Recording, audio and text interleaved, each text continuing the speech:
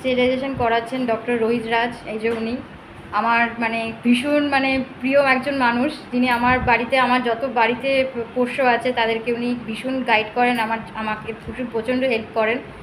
তো উনি আজকে এখানে পাওয়ার প্ল্যানেটের স্ট্রিট ক্যাটদেরও স্টেরিলাইজেশন করানো হয়। খুবই উপকৃত, মানে খুব ভালো এই জিনিসটা।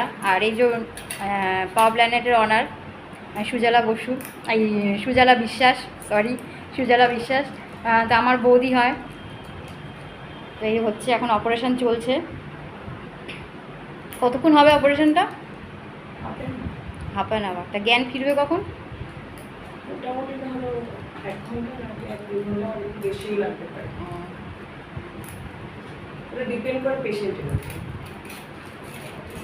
খুব ভালো কাজ করছে আমার বৌদি, যেন আমার বৌদিকে এত ভালো লাগে।